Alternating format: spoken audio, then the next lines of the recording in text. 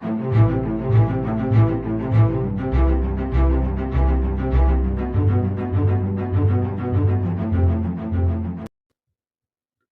everyone, we are live at 7 p.m. on January the 23rd. I'm the host, Jake Roberts, of Ghosts of Bacon.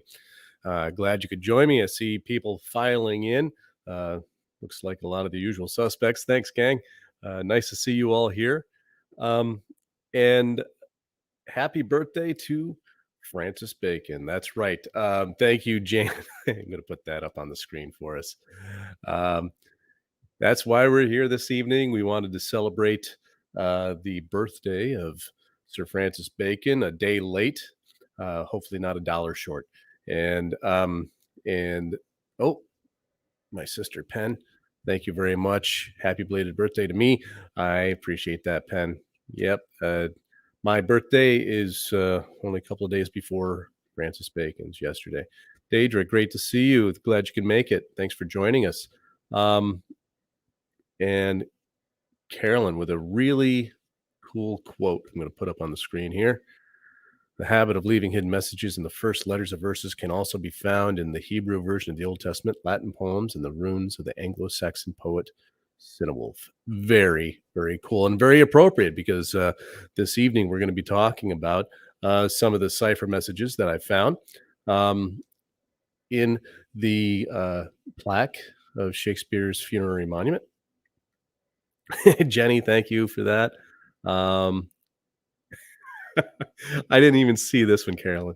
8-9. That's high in Bacon Simple Cipher. Yes, it is. Love it. All right, gang. Thanks all. Thanks for the birthday wishes. Hey, Daniel, good to see you there, my friend. It was been a good week, been a good birthday week. And it was a real challenge for dry January, so I put it on hiatus for my birthday. So if you are participating in libations for Mr. Bacon's birthday, I say go for it tonight. You get a special dispensation from me to you. So thanks for that. Now, this evening, I didn't put together a huge dog and pony show for you this evening. This is another one of the episodes that I'm going to be referring to back to basics. This is what I've been calling them, where I focus on just one small aspect of either Bacon ciphers or some of the work that I've done with the Shakespearean plaque in Holy Trinity Church. Thank you, John. Good to see you, my friend. Oh. Daniel, no, you sent me a bacon doll. I'm kind of worried of what that might look like. I guess I didn't get it yet. I'll be looking in the mail for sure for that. This evening, what I wanted to do is revisit something that I call Key 38. It's a transposition. It's one of the first ones that I did, and I want to show you how the messages, the superficial ones, actually appear, and even the superficial messages that come up in the transposition ciphers are really pretty telling. You're going to be able to see them very, very obviously this evening, and as I point them out in their features to you, you're going to see exactly how that type of work happens in real time. So that's what I wanted to do this evening. I thought it'd be kind of fun just to show you that, and then also show you how we can look at Francis Bacon's true identity as Francis III of France, the son of Mary, Queen of Scots, and Francis II. Now, I have to say, a lot of people don't hear that well. And hey, Jason, glad you could join us. Thanks. Woken one, good to see you. Yeah, we have a lot of questions here. A woken one with whoever birthday it is, many happy returns and have a good one. Thank you, sir. And on that note, besides Sir Francis Bacon and myself, we have the January birthdays of none other than our own Jason Mercer, William Russell, and John Edwards. All four of us have birthdays this month. So I thought that was really pretty cool. So what I'm going to do is just kind of share this couple of tabs with you here. Just share my whole screen, it'll be easier. Now I'll do a Chrome tab.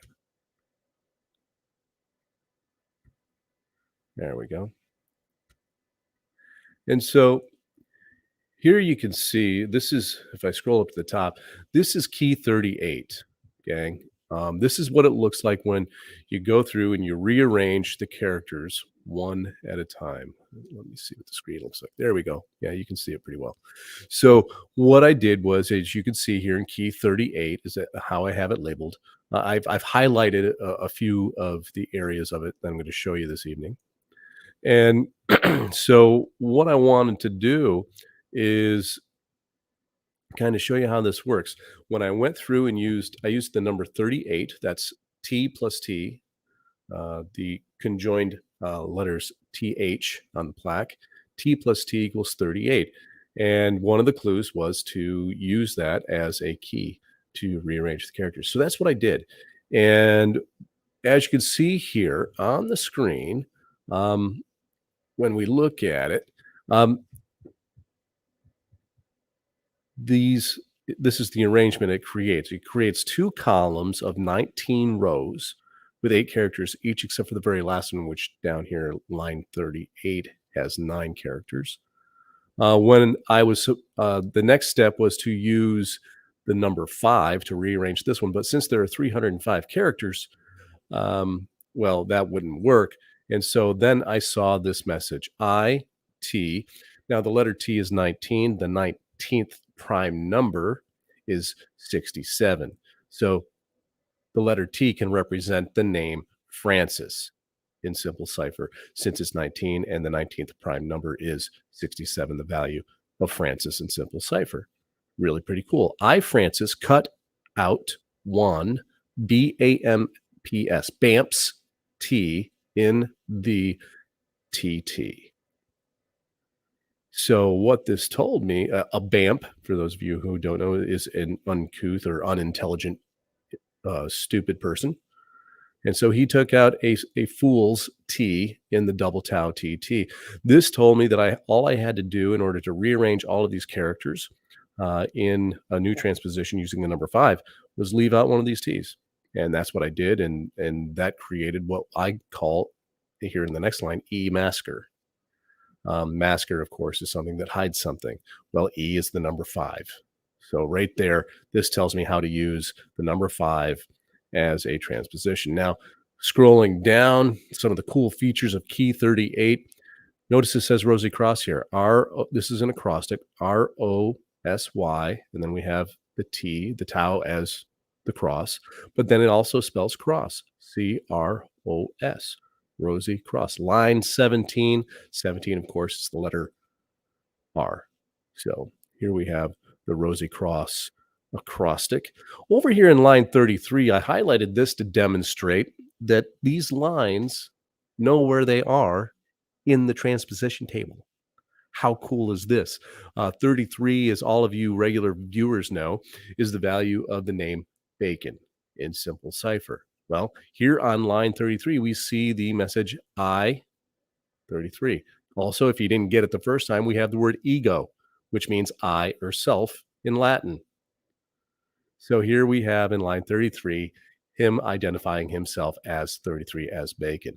All of these italic letters here at the end, KD, the double tau, and W, if we just count one T for the double tau, which is allowed in the cipher system, the way it works, that actually equals 44, which is the value of Rex, his secret signature of 44.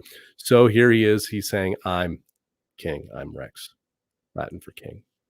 I think that's pretty cool. So people ask me, how did I know that I had something? Well, when you see these signposts popping up, it's really pretty telling. And up here in line 6, which is the letter F in simple cipher for Francis, we have the message, I, Art, F the third. You can see it right there. He is Francis the third. And so these are the very superficial, simple messages that appear. Not to mention, here he's referring to someone as the deuce, the second ova. That's James. He was the second egg. He wasn't the oldest of the Stuart men, or here, as you see it, Stu, ART, Stuart men. Um, so this is the way the messages appear I'm going to stop sharing this particular tab for the moment.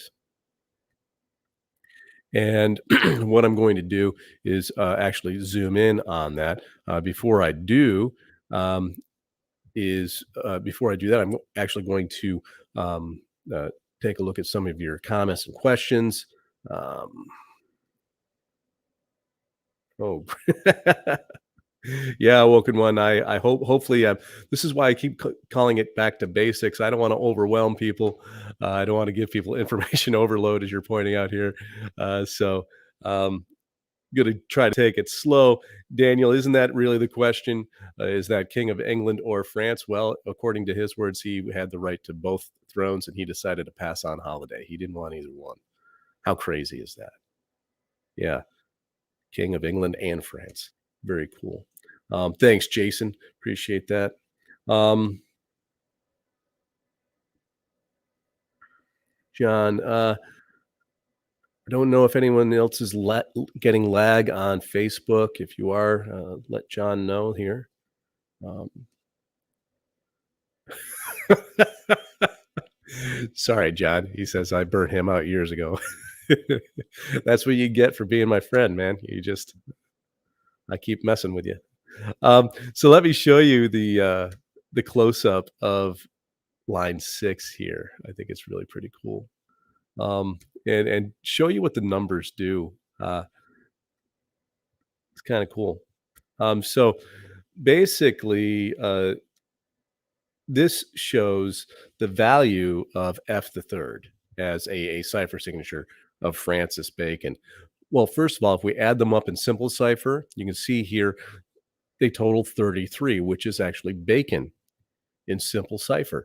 And so by using the name Bacon and using the number 33, he's also identifying himself as Francis the Third simultaneously, which I just think is really cool. When we do the values in reverse cipher, it's 67, which is his first name, Francis, in simple cipher. The really cool part is that in K cipher, FIII total 137 in K cipher. That's the 33rd prime number, which is used as a cipher signature for Bacon because of that. Also, if you look down at the bottom, when you add up the value of Dauphin, it's 70. When you add that to Francis of 67, it's 137. So the number 137, not only is it the 33rd prime number and therefore represents the name Bacon, but it also represents his title of Dauphin of France, Dauphin Francis in simple cipher. I just think that's really cool.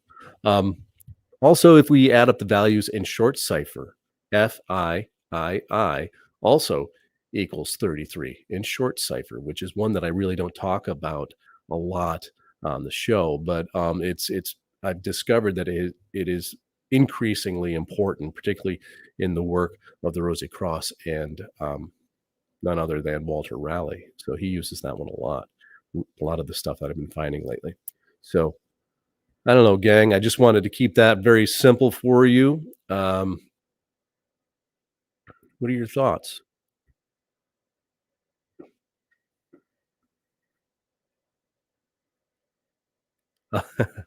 Wow, thanks, man.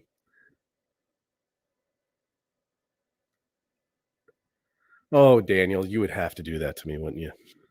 Put nothing like putting me on the spot. Um, well, he does. He refers to the second ovum, which is really weird because it would imply that he had a twin. I'm not ready to go there yet, but I will in a future broadcast. How would how would that be for the succession to the thrones? Can you imagine if Francis Bacon, not only was he the son of Mary Queen of Scots and Francis II of France, but what if he had a twin brother? Hmm, that would certainly complicate things in terms of succession now, wouldn't it? Good question, Daniel. I'll have to answer that at some other point, but yes, he does make a reference to that 100%. Thanks, Awoken One. Appreciate that. Yeah, Penn, it would be cool. Um, uh, Francis Bacon was the oldest. Daniel wants to know if such a thing is true, and if he did have a twin, who was first Francis was. He was the oldest. He was the rightful heir. Um, but here's the thing, gang. I don't like to make speculations. I when I find a cipher text, one of the things I do is I make sure I have corroborating evidence. Okay, so all of the things that I talk about, in particular when it comes to Francis being the son of Mary Queen of Scots and Francis II, I have found other evidence that also supports that assertion. It's not just only those cipher texts. Um, and so I've have now begun to find more corroborating evidence to support the idea that there was a twin. But like I said, I'm not going to get into that. Great question, Jenny. So where did the name Bacon come from? It came from, his surrogate parents, Sir Nicholas and Lady Anne Bacon, who, since they were already raising their son Anthony, uh, being the best friend of Queen Elizabeth, Mary Queen of Scots' biggest rival. Um, uh, Queen Elizabeth could not allow her biggest rival to come back to the islands, come back to England and Scotland with an heir in tow. Because, I mean, not only was she already a threat to her throne, but Queen Elizabeth did not have any legal heirs to take it over when she finally passed away. So she couldn't allow that to happen, as a part of the negotiations, which would have to take place, historically speaking, and they did take place. It's been documented that there were negotiations going on to allow Mary Queen of Scots to come back to England. I believe that one of the conditions was that she had to give up her son. And so, oh, yeah. And so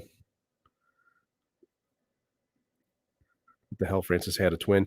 That is the rabbit hole. Yes, my friend. And it's one that I really didn't plan on venturing down anytime soon, but leave it to my friend Daniel to put me on the spot.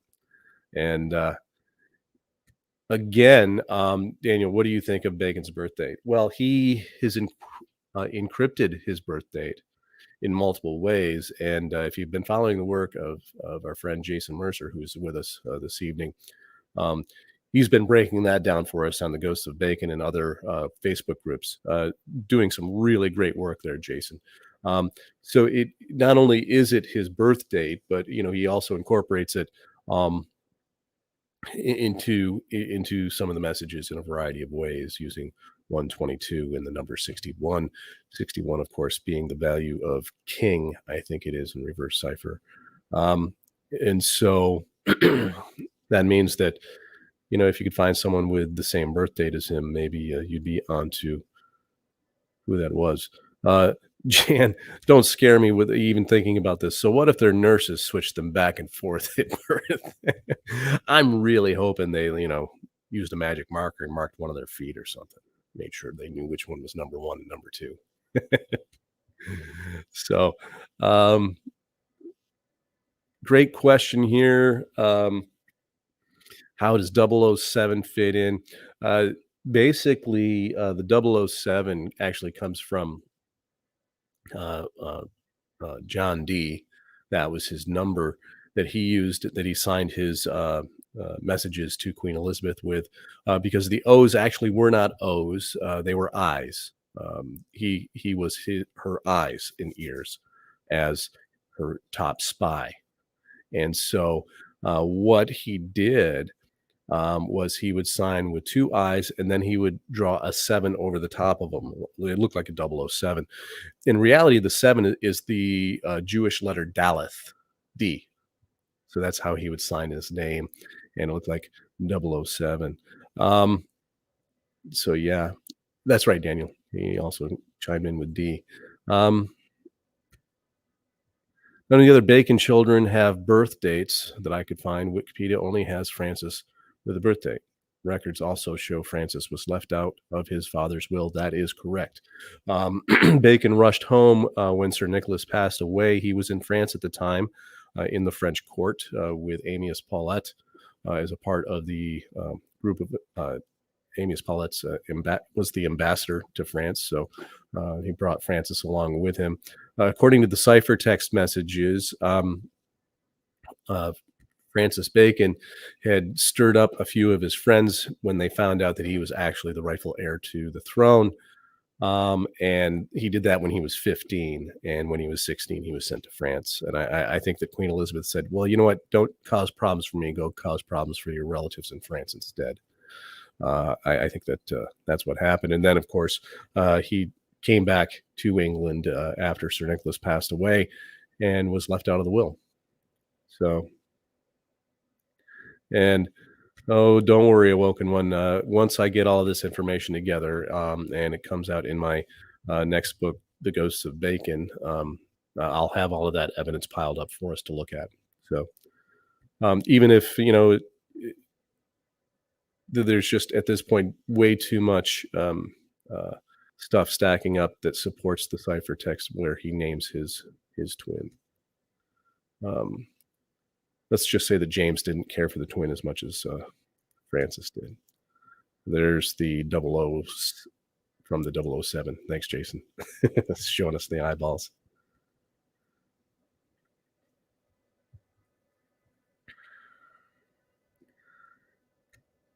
And yeah, you just asked the question.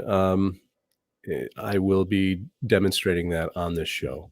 I will be showing you exactly how I broke down that cipher and what it says and who he identifies as his twin. It's a really cool message. Um, Jenny, I don't know if he had a birthmark. That's a good question. Um,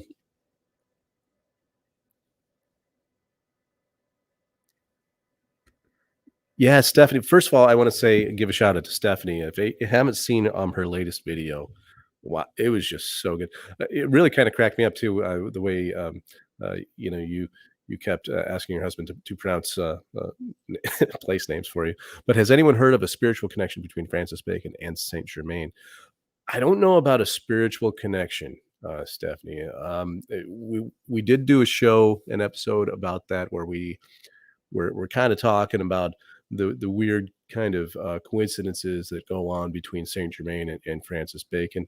I've found some evidence that supports the fact that Francis Bacon may have been alive all the way up until the uh, decapitation of his half nephew Charles I during the English Civil War. So let's see, Jan. If Francis had a twin brother, I'm sure it would have been known. He would have moved in the same circles as Francis, and other people would have talked about him, unless, of course, his twin was a girl. Well, how about that? Uh, one of the things that I first thought, Jan, was when I saw the references to twins.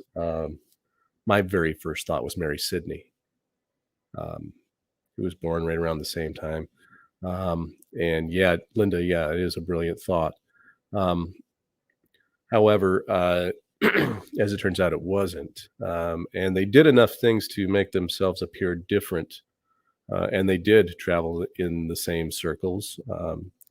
And that's all I can say at this point. But yeah, it's such a good observation for sure. Um, so good thoughts, gang. But anyway, getting back to key 38, what I really wanted to demonstrate this evening, before we kind of tumble down this other rabbit hole, it was how when a lot of people always ask me, how did I know I had something? Well, once you look at some of these key features of it you can't unsee it. It's just right there. Um, And then when, like I had pointed out here on key 38, when you look at line 33, where he says I, ego, and it's the line 33, where these lines actually know where they are. The reference of Francis III is in line 6 for the letter F. Key 33 says I, ego, and the rest of the letters total 44. When you add them all up, and count the double tau as two T's, as 19 and 19, the value is 108, which is Francis in reverse cipher. When you add them up in reverse cipher, you get 111, which is Bacon in K cipher. The and the K cipher value also equals a known Bacon uh, signature. So this is how I knew I had something, gang. When I first really looked at it, here I'll point out this is actually an acrostic anagram that spells out the word gemelli, which is Latin for twin. There's also another one here that says conati, which is also means twin. Here you see the name James as an acrostic anagram. Um, and so James sent me, and basically he sent him to stop his twin brother, is one of the messages in key 38. But I don't know, it's pretty cool. Um, that's how I knew I had something. Um, so, and let's see.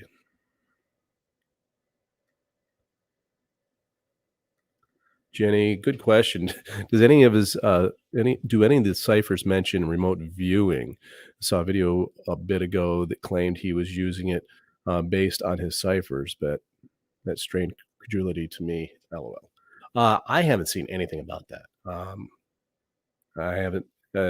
All of the ciphertexts that I found in the plaque um, are primarily about his true identity, who his parents were, Mary Queen of Scots, Francis II. He wrote Shakespeare. He states that explicitly. Um, and so, no, I haven't seen anything about remote viewing, although I'm very interested in remote viewing. Um, it's a fascinating area. Um, St. Jean, are you using the English or Latin gematria? What I'm using are Bacon's known cipher systems that are a form of gematria using the Elizabethan alphabet, the 24-letter alphabet of English at the time. So, um, stop his twin from what? Basically being a pirate. It's such a cool story, gang. I can't wait to share it with you because, like I said, I need to get all my ducks in a row here. Um, but the true story of Francis Bacon's life is it would just make an amazing series on Netflix or something that we could all binge watch forever. I mean, it has Game of Thrones, it has Pirates of the Caribbean, it has uh, you know James Bond spying, all of it. It has all that stuff and so much more. It'd be so cool. Um, oh, Woken One, yeah, you're too kind, my friend. You still have no interest in Francis Bacon or Shakespeare until you stumbled across my channel. Thanks, man. I really appreciate that. This is oh, Jason. Could the twin refer to after April 9th faking his death?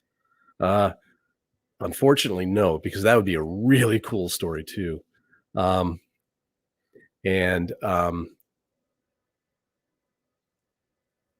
because that also crossed my mind, but this he explicitly names who the person is, and Daniel again asking a really cool question too. Could twin refer to Gemini, spear shaker collaborator instead of a blood relative?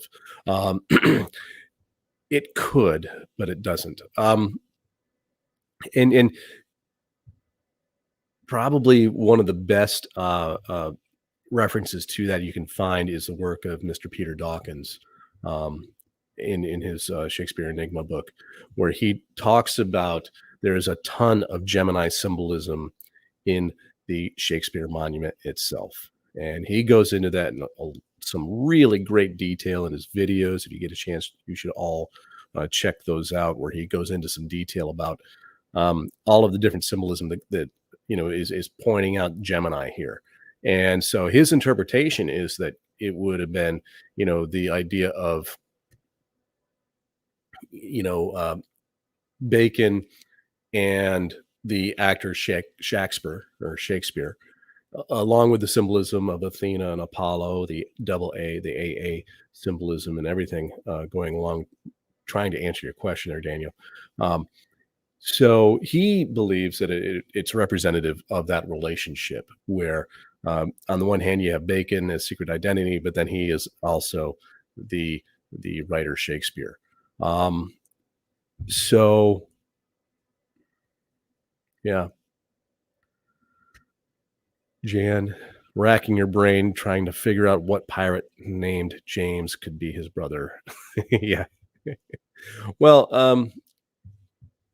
you have to remember that, when it comes down to it, it there was a fine line between privateer and pirate back then. The privateers had special permission to go out and pillage their enemies. But the problem was is that, um, you had suddenly James and Francis Bacon. One of the messages he states is that he hated the war with Spain, and so he was trying to get James to stop that. And so you have James the First, signing a treaty with Spain, and finally, ending all of that. Um, so yeah, and Jason, spear shakers are Sydney's as the spearhead is the on the family crest. Absolutely, yeah. Um, and there's so much more with the Sydneys going on. I still can't figure it all out. There's just so much there. Did Francis' adoptive parents bring up both children? No, they didn't. Um, oh, thank you for the birthday wishes. Um, oh, yeah, I'm sorry, Carolyn. I missed Jenny's question. How did Bacon find out who his parents were?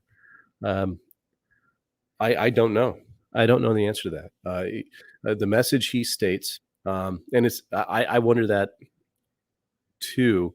The message states explicitly that, in my book, The Holy Trinity Decryption, um, I included it where he states, "I at 15 I stirred them up.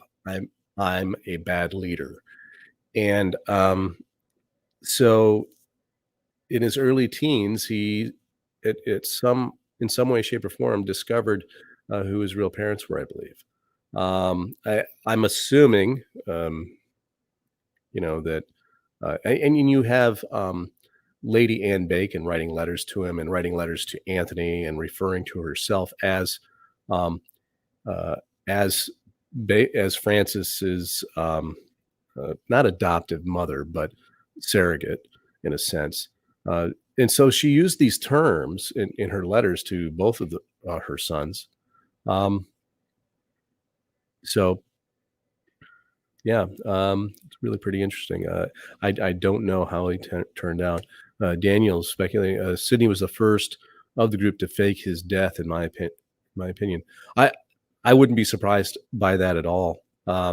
Daniel, yeah, they you have, after the death of Essex, the second Earl of Essex, Robert Devereux, Bacon really was upset at his own role in that whole fiasco.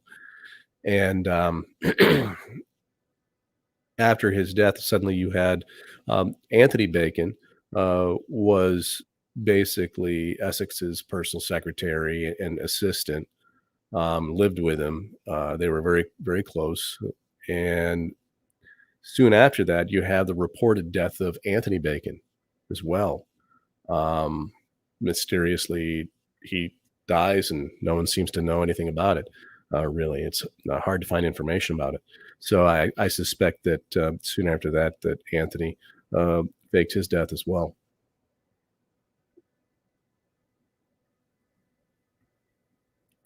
So,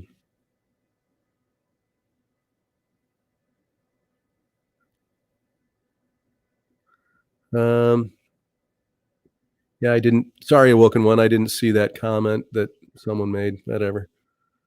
No worries. Um, so Jan, who brought up James and how did they find out they were twins? Sorry, I get stuck on the subject. I know the feeling. James was not his twin. Um, and James was several years younger.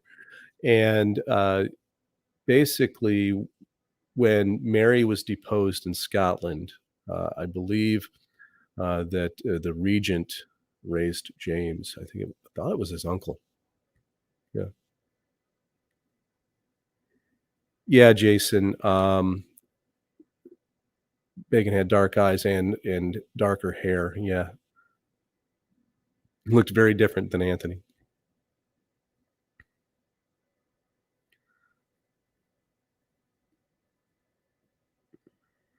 Ooh, Daniel, this is possible. I suspect he went to Spain and lived under the auspice of his godfather, King Philip. That's, yeah, possible. Possible. Oh, Carolyn, great question.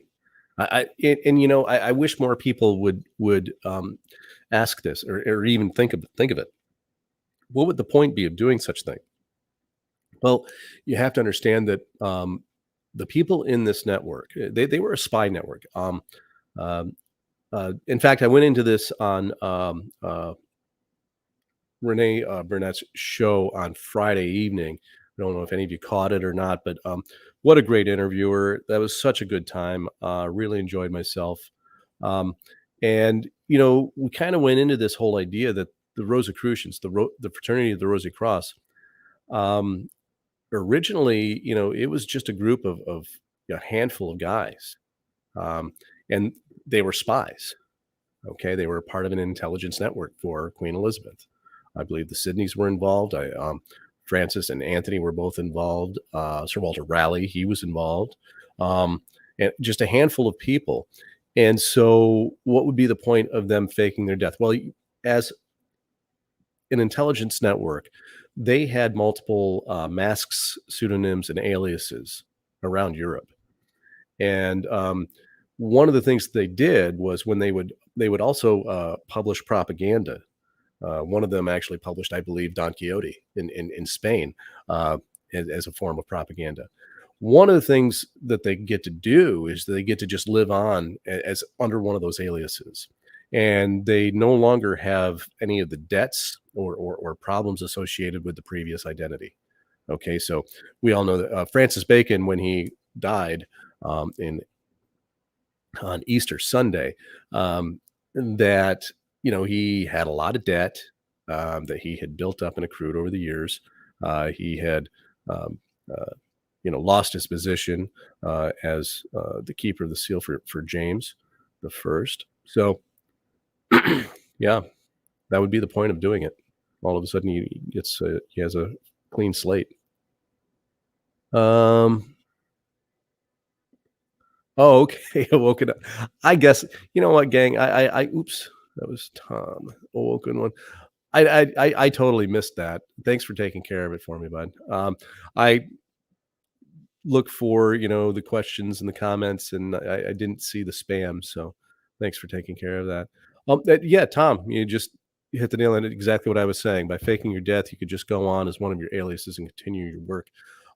Yeah, they called it the philosophical death. And um, so, yeah, that's what they would do. They would continue doing uh, all of the stuff they were working on before that. Daniel, I have come to believe that the Dudleys, Robert and Ambrose, were members as well under their tutor, John D. Yeah, again, yeah, makes perfect sense, Daniel. Yeah, makes perfect sense.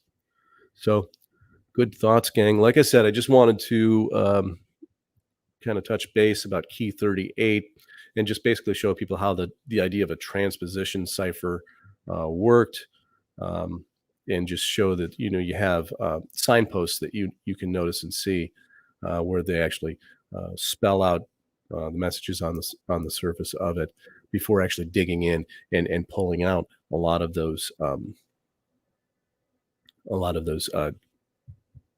what you would call acrostic anagrams that actually spell out the true text of the messages. So, Good thoughts, gang. Good thoughts. All right, so we have any questions or comments about that portion of the show? Everyone wanted to. Now I'm going to have to do it, Daniel. You got me into a corner here. I'm going to have to talk about the unknown brother. And I think that it's a possibility that it may not have been a literal twin. He could have been speaking figuratively, I suppose, but all of the messages indicate that it was a blood relative for sure. So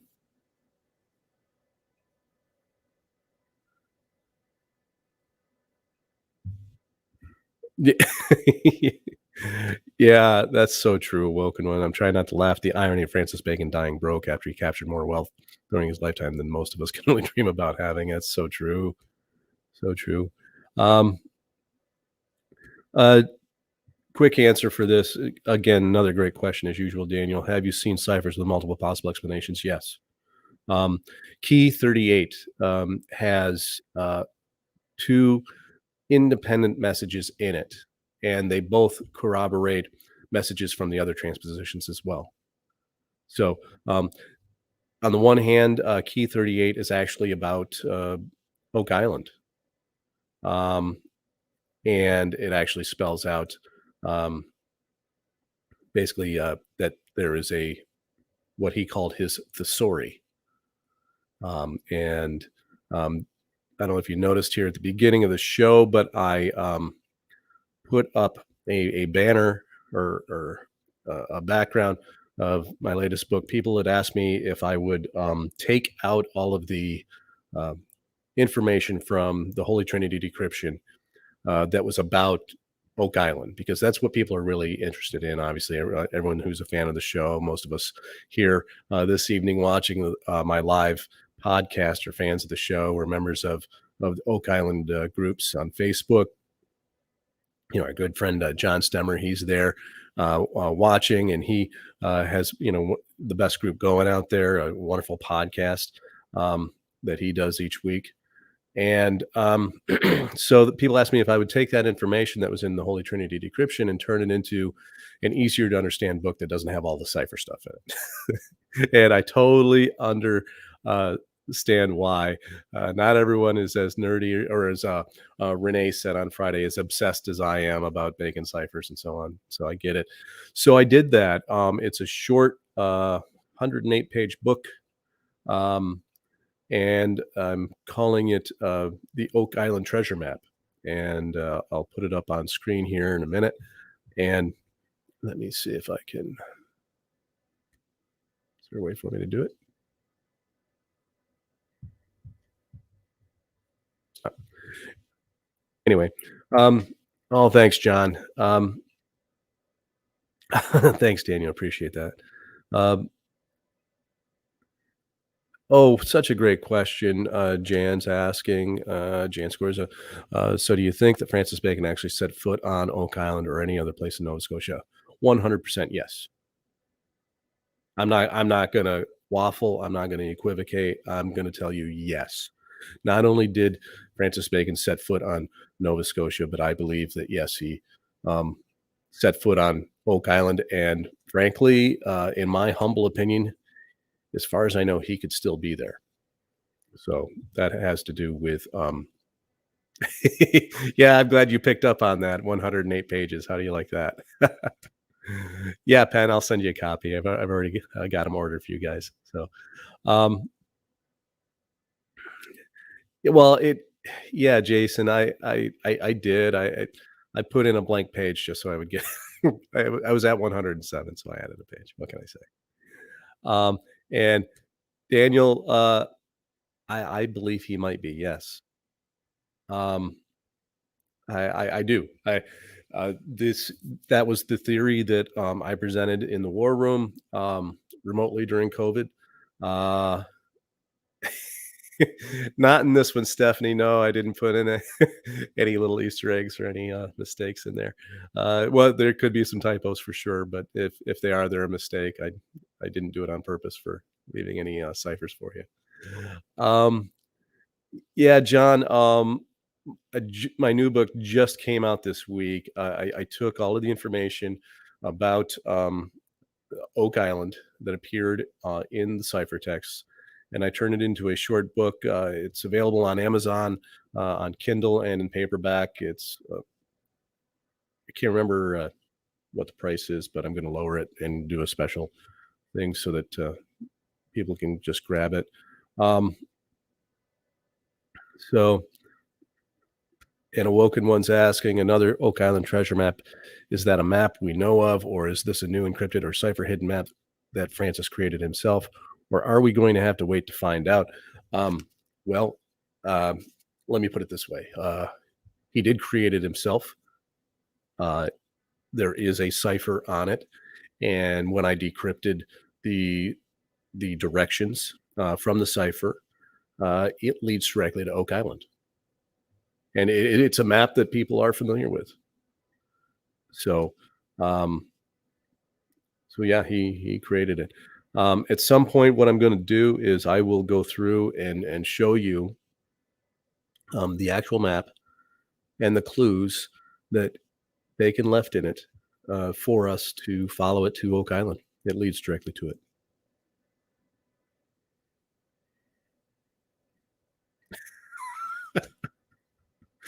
Daniel, is this the theory where he offers you a cup of tea when you open the Rosicrucian vault? No. That would be kind of creepy, now wouldn't it? Good questions, gang. Good questions. Anything else for the good of the order here? Or the ghosts of bacon.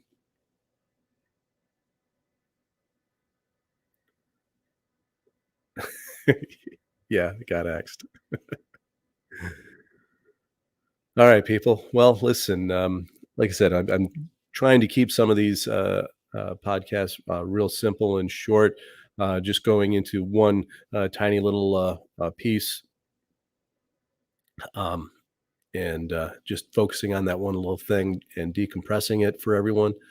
And I wanted to mention my book launch.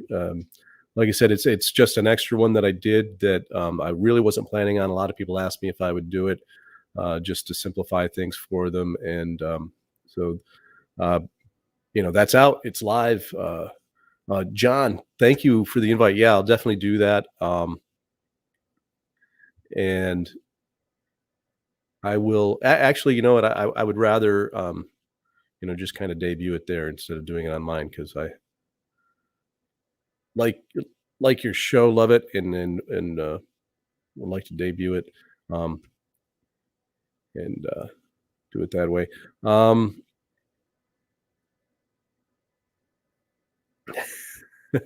Thanks, Awoken One. Um, yeah, that presentation. I think I'm allowed to say this much. It was supposed to happen this last summer, but let's just say that I'm my area is not in the green zone.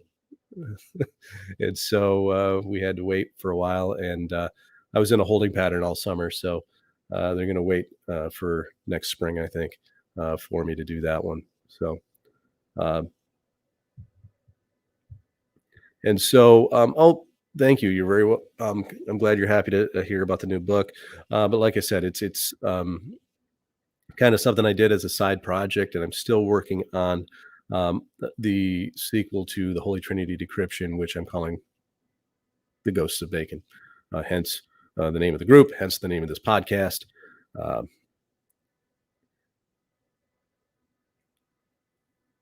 oh, no, you haven't mentioned that, Daniel. Have I mentioned the possibility that it was King Henry II of France who was Bacon's natural father? Nope.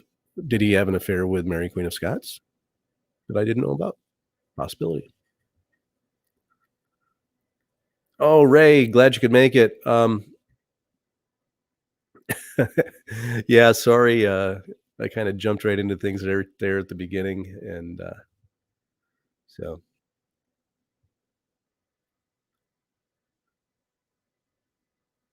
Oh, do you think that there are many more masters paintings that hold hidden clues? Yes.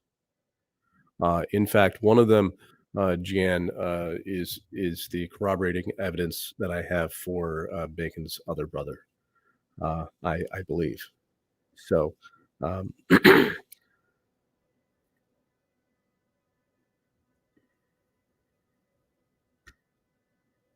he impregnated on her ladies in waiting.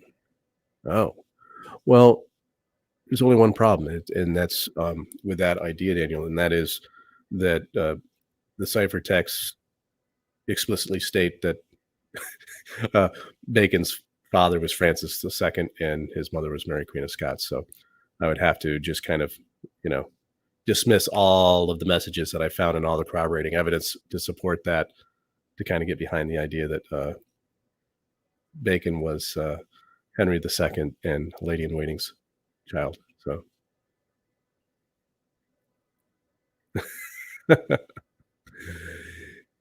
yeah, Awoken One. Like I said, I could say that much, but other than that, like I said, everything got sidelined. Um, I know, Daniel. I know. Um, you know, um, so we're gonna have to wait and see. We're gonna have to wait and see. Uh, Jan, yeah, it's going in the next book, and unfortunately, and like I said, it was kind of premature to kind of talk about this evening. Hadn't intended to do that, but um, the idea is that that book should be coming out probably either this summer or early next fall. And so as soon as it goes out and I have, like I said, all of that information lined up, that's when I'm really going to get into the other brother. So good stuff. Yeah, Jason, it really is, and this is a part of when you look at the timeline in at the back of my book, the last chapter, basically Francis II would have died the month before um, Francis III was born, and then you have, I think it's about a 6 months in between uh, Francis II's death and Mary's return to Scotland. So yeah, it all happened very quickly.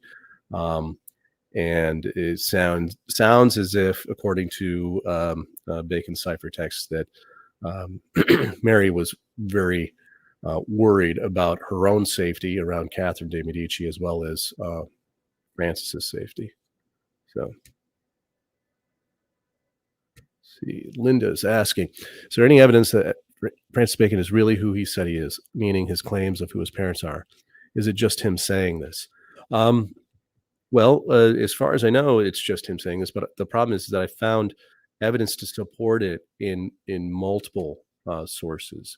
And to your credit, Linda, and many of these other sources appear to be created by Francis Bacon or other members of the Rosy Cross. So, in my opinion, the whole purpose of the Fraternity of the Rosy Cross was to record that information. Um, and so it's not just the ciphertext in the plaque that are making these references. It's the Fama Fraternitatis of the Rosy Cross. It's all encoded in that as well. It's also in paintings, which you just mentioned. So, good question.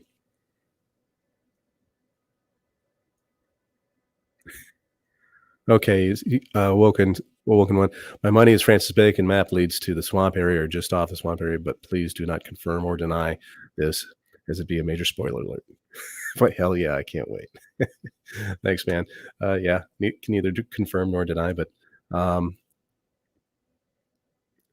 yeah, I get it, Daniel. Yeah, you may have fathered a child with Mary, just kicking tires. Yeah, I get it. Oh, Jenny, uh, you are about, let's see, I think the fourth or fifth person to ask me that question this weekend. um, it's possible. It's possible. On Renee's show on Friday, she asked me about Zena's map. Um, and I don't like to speculate. It's one of the things I try to avoid. I try to have, like I said, when I find an explicit ciphertext that states for example, oh, by the way, so and so is my gemelli or Kanati twin. I had to find other evidence to support it, and I've found it, and I'm lining it up. But when it comes to Zena's map, you know, uh, Court Lindahl has done a lot of work on it. He doubts its legitimacy, particularly the Cremona document, um, of which he was a part, and for a lot of very good reasons. He's such a good researcher, and there's obviously very good reasons for him to doubt it, and yet we all want to believe it. And I believe I found a cipher on it, a couple, yes. Um, Also, one thing I will say regarding Zena's map, a way of looking at it could be um, in a lot of the paintings and maps I've been that were created by the Fraternity of the Rosy Cross and its members. They all have dates, and those dates do not necessarily represent when those paintings or maps or documents were created. Um, in fact, um, they are usually used as some form of cipher signature for the person who created it. So the idea of, I think the date on the map was what, 1347, something like that. Um, if you add the first two digits to the second two digits in most of these documents, you end up with a cipher signature of who may have created it. And so that would be 60. And so, you know, you can think of someone with a cipher signature of 60 that could be a candidate for creating that map if it wasn't actually created in the 1300s, which I have reason to doubt. Okay. Linda, to record that information for what purpose? Just to say, hey, I'm really a king, or was there some need to preserve this info for future reasons? I think it's such a great question. I really think that a big part of it was to get the full picture of who he really was. In his will, he stated that he would leave his name for his countrymen, and people in other countries would know what his real accomplishments were. For example, I think that he wanted the big picture, the full picture of who he really was and everything he had accomplished, because he stated explicitly to King James that he was basically in existence to help mankind. And what he did in the ciphertexts themselves, they state that he was the heir to two thrones, and he decided to pass on holiday. What he wanted to do was leave that idea of kingship aside and lay it down and basically work for the betterment of society. And that's what he did. So yeah, I think that's a big part of it, was to have documentation and records of, this is what really happened. This is who I really am. This is who I was supposed to be, but this is what I chose to do instead. And for several hundred years after his death, even it would have thrown the idea of succession into question.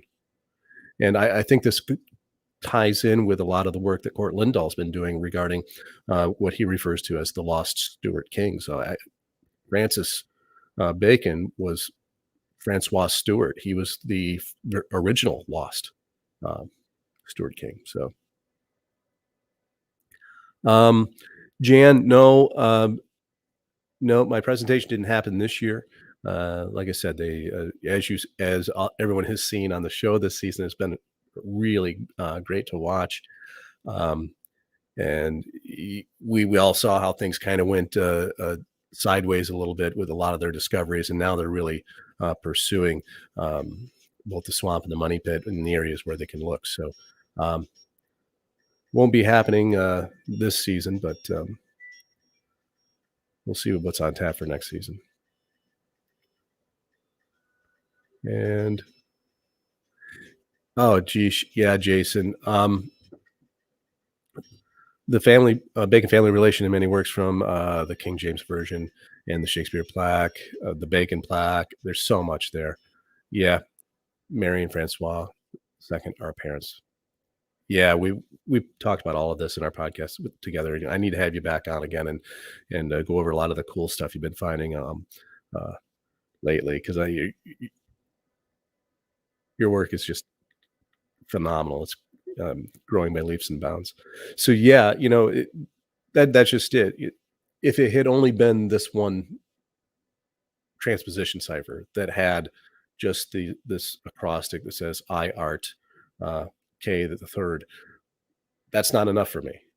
I showed you that this evening just to show you this is one of the signposts that led me forward into really digging deeply into it. And so there are so many other pieces of evidence that Jason just mentioned.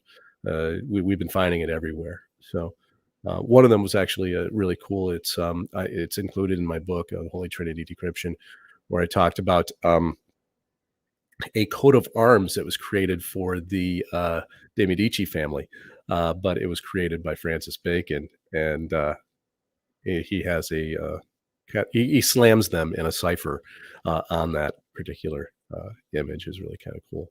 Um, uh, Daniel, do I think that Bacon left the lead cross on the island? Did he live in Templar tradition? I don't know. Like I said, there's no way of knowing who or when uh, that who dropped the cross and when it was dropped. I mean, yeah, it's a lead cross that is obviously Templar in origin and obviously comes from the southern France area.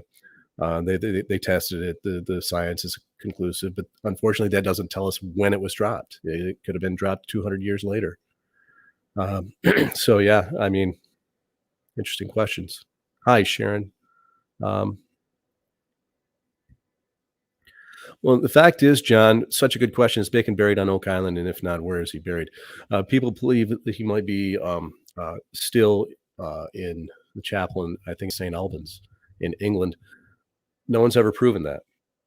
And I firmly believe, again, without equivocation whatsoever, I believe that, yes, he has a vault and is entombed on Oak Island. Yeah. All of the evidence points to. Again, Woken one, I don't wanna speculate, but, thanks, man. Uh, I don't know if it's actually a cipher. It could be a coincidence. When I find stuff like this, I really look for corroborating evidence, and I look for context more than anything. And so if I could establish a firmer context for Zena's map as being, more of an RC document, something created by one of the members of the Rosy Cross, then I would feel comfortable saying that, there is a cipher on it. But I will say this: there could be a cipher on it, but I haven't had time to really look at the map in its context as well as the Quran document and all of the other information associated with it.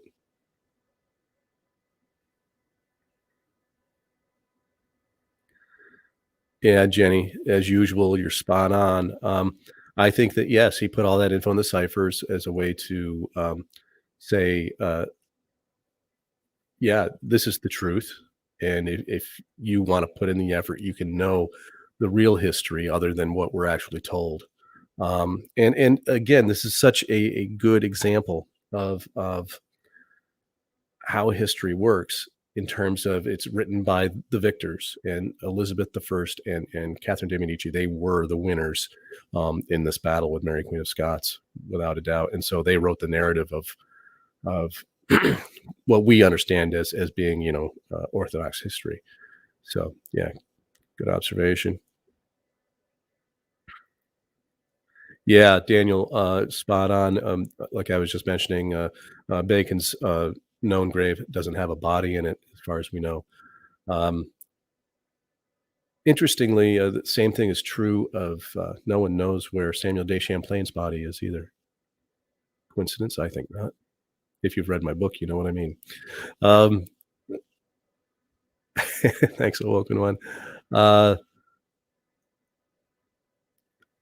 oh, that's Linda, that's a really cool thought. I didn't know that. Carmen Legg thinks that the lead cross was attached to something and then not worn by someone. I hadn't heard that. Hmm, very cool. Always learn so much on the show. You guys pop on and tell me cool stuff. Armature opinion, I like that. I agree with you about him being buried on Okan. I believe it. And yeah, Daniel, one of the things that I was blown away by, in this last week's episode was the shape of, what they called the structure, right? Um, the description in the ciphertext, Bacon states that he created a chamber, before what appeared to be a natural opening. And so when you look at the shape of the square vault that they were showing on the show, Curse of Oak Island, it matches the description that I found, even though it doesn't match the location. Uh, I'm pretty sure that I must have gotten the location wrong. Oops. And that's something that I talk about in my new book, the Oak Island Treasure Map. Um, is that I don't believe that any of us theorists or researchers. I don't call myself a theorist. I'm just a researcher. I don't think that we're going to be able to put an X on the map for Rick and Marty. I just don't. At this point, it's going to be found using the technology that they have on the island. It's going to be found um, using the exact techniques that they've been using. Um, and because everyone has to understand that when we do research like this, a lot of times we're using Google Maps or Google Earth, and that can be off by up to 15-20 feet, and you only have to be off by a couple of feet to miss an X on the map. When you're drilling, and so if you miss by inches, you missed. And so many of the clues that used to be on Oak Island, so many of the rocks that had markings on them have been uh, you have Fred Nolan picking them up and carting after he records where they are, and carting them away for safekeeping. In other words, so that other people can't see them in situ, and figure out what the clues mean. Without those clues still in place, I mean, the HO stone, they dynamited that thing, and it was covered with cipher clues and carvings. I mean, so much has been just completely destroyed that without those clues still there, I don't see how we could actually um, put an X on the map for the guys. I just don't think it's possible. They're going to they're going to find it using the scientific techniques that they have. Their ground penetrating radar. They're even using muons from space. It's just crazy. I don't know. So cool. But that's how it's going to be found.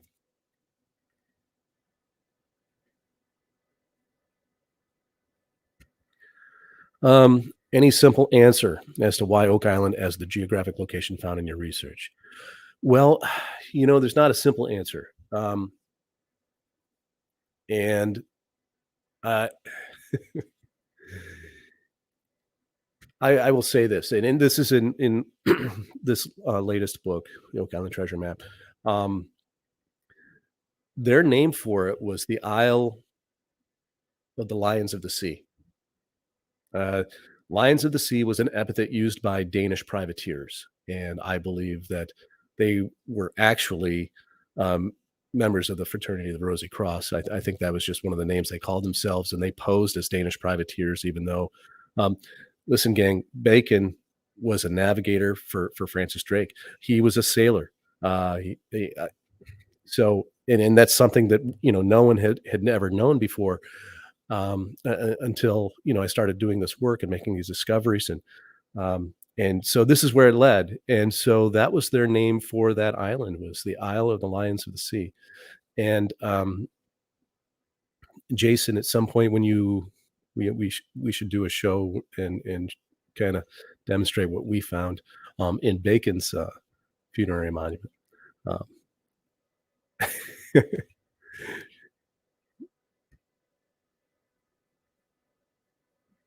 maybe Sharon, I don't know.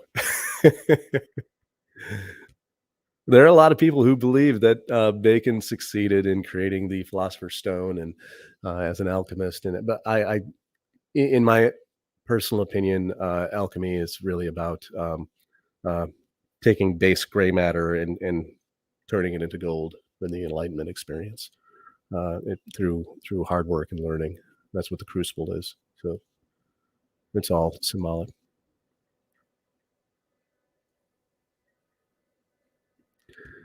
Yeah, could be, Jan. Religious items were often given to travelers before long trips. Lead cross, good luck charm. Could be. Yep. Oh, okay, Linda. Yeah.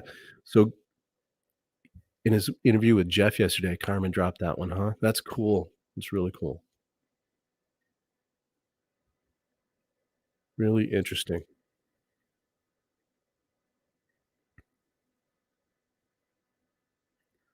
Oh, that's a good thought, Jason. Yeah, John, um, we still haven't seen the back of the cross, and John suggests the back is the front. Yeah, and John, right on cue. Uh, if he is there, he has 150 holes in his bones. It could be, man.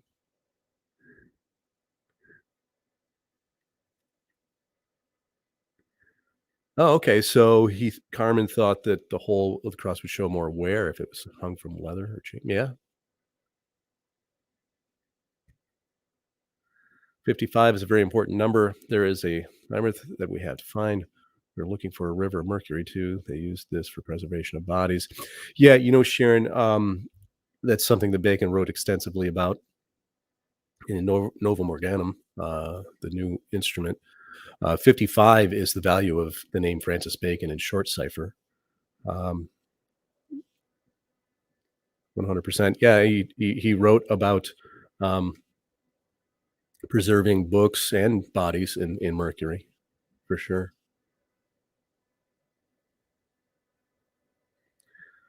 Ray, any connection to Jean Ribaud? Not that I know of. Not that I know of. Daniel, right on cue. Did I mention Edward de Vere had his own ship? Yeah, he did. Very good. Um, yeah, Jason. I think I might know what you're referring to there. Jason found something you believe is geographic reason for the location of Oak Island. It is Templar related. I think Bacon knew this location is sacred. Absolutely. Absolutely. Um, oh, Tom, another hornet's nest. Let's give this one a kick. And I suspect Bacon had influence over the Portuguese Navy. Just saying. Well,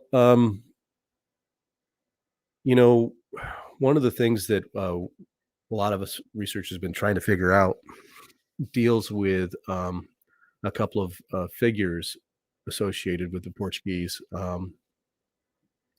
and it's the number 25 and the key 25, the 25 key. I've talked about it in the past. Aaron Helton was the one that first brought it to my attention, and we've all been trying to figure it out. But there could be a connection there for sure. There's a family of navigators, the Court Reals. Uh,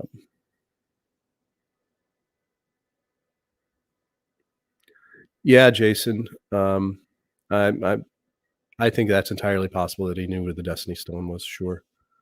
Um,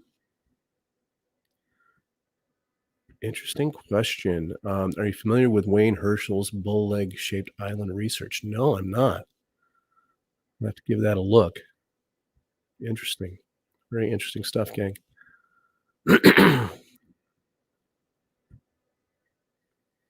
The Philosopher's Stone was a typo error for the Philosopher is stoned.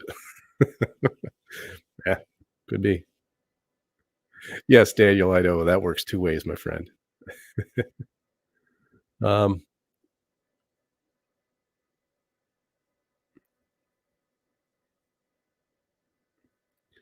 yeah, Sharon. a lot of people have made these connections from Roslyn Chapel, even Rennes-le-Chateau in France, in Oak Island. Um, yeah, Bacon stated explicitly that he was trying to create New Atlantis.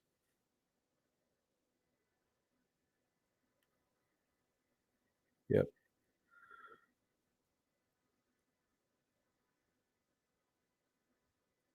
Wow. Good stuff, gang. All right. Well, listen, been on for just over an hour. Going to wrap things up. Um, Once again, if you haven't had a chance, make sure you check out my website, theghostsofbacon.com. The When you miss a video, I usually have it up on the website within a few days after I go live. Thanks, Penn. Love you. So um, head on over there. If you enjoy the videos, make sure you click the subscribe button over on YouTube side. Um, and thanks, Jason. Appreciate that. Yeah, the new book is the Oak Island Treasure Map, and so um, if you are interested in that theory and how the map leads directly to Oak Island, you can check that out. Um, and Thank you. Appreciate it, gang. Thanks for popping in. Stephanie, you're awesome. Thank you. Um, so, listen, gang, have a great couple of weeks, and I'll see you in 2 weeks with my next podcast every other Sunday. And have a great night, gang. Have a good week. Stay safe out there and take care of each other. Bye now.